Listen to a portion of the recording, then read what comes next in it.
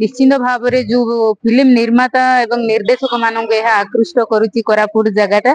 आमे देखिचे किछि दिन तले किछि वर्ष तले देखिचे तेलुगु हिंदी फिल्म देखिचे किंतु वर्तमान हाई बजेट रो फिल्म निर्माण होबा को जाउचे। निश्चित भाव में आमर अभिव्यक्त कोरापुट जिलाटा हूँ सौंदर्यर गंताघर सौंदर्यर भूस्वर्ग निहाती भाव में एठी आमे प्रत्येक स्थान एवं प्रत्येक जगह हूँ आकर्षणीय एवं दर्शनीय। निश्चित भाव में आपण माने किछि दिन तले देखिथिबे दमन सिनेमा मध्य आमर अभिव्यक्त कोरापुट जिल्ला रे शूटिंग हेतिला ता साथे आमर पुष्पा 2 मध्य शूटिंग हेतिला एबे फेरे पुणे हाई बजेट सिनेमा कोरापुट रो आमर देवमाली रो पाददेश तळमाली पहाड़ ठारे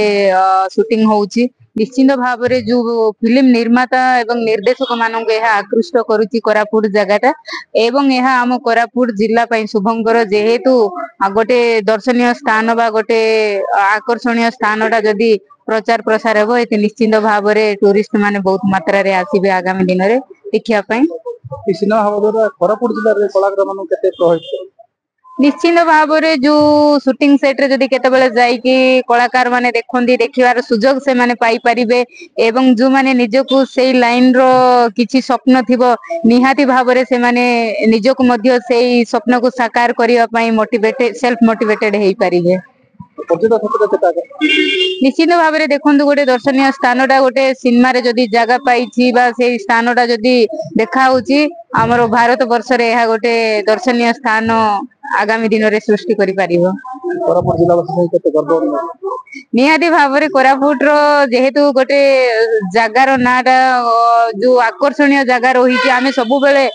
कोरापुटा गोटे भूस्वर्ग भूस्वर्ग बोली आम कोरापुट रे ही सीमित थिला ता आज भारत वर्ष रे गोटे ना पाइबो कोरापुट रो जो कथा रे आमे कहूछु भूस्वर्ग बोली ता सतरे समस्त जानि परिबे कोरापुटा होची गोटे ओडिसा रो भूस्वर्ग बोली। हमर बहुत खुशी रो खबर हमर कोरापुट रो पहाड़ घेरा जंगल घेरा नदी नाल पर्वत रे माने समृद्ध हम कोरापुट जिल्ला को आमे देखिचे किछि दिन तले किछि वर्ष तले देखिचे तेलुगु हिंदी फिल्म देखिचे किंतु वर्तमान हाई बजेट रो फिल्म निर्माण होबा को जाउचे। हमर आरआरआर फिल्म आरआरआर बाहुबली फेम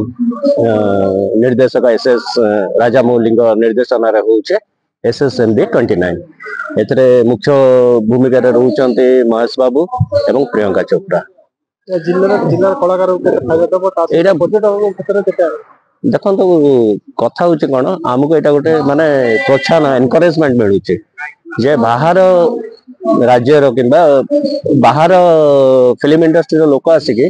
कोरापुट जिला को एक्सप्लोर कर एक्सप्लोर अर्थ है कौन आमर विभिन्न पर्यटन स्थली एवं कहवा गले हिंदी फिल्म इंडस्ट्री और तेलुगु फिल्म इंडस्ट्री लोकेशन पाई सेमानकर प्रथम पसंद होची कोरापुट तो सेमान को देखिए हम स्थानीय कलाकार माने मध्य प्रोत्साहन प्रोत्साहित तो होउचंदे सत कथा ता सहित मध्य जेहेतु तळमाळी रे वर्तमान कैंप जाक लागिची तांकर शूटिंग आरंभ हबो किछि दिन भीतर आरंभ हबो तो आशा करूची जे किछि स्थानीय कलाकार को मध्य सेतिर सुयोग मिलिबो जो द्वारा कि सेमाने माने गोटे प्लेटफॉर्म मिलिबो निजर कला को देखेबा पाई।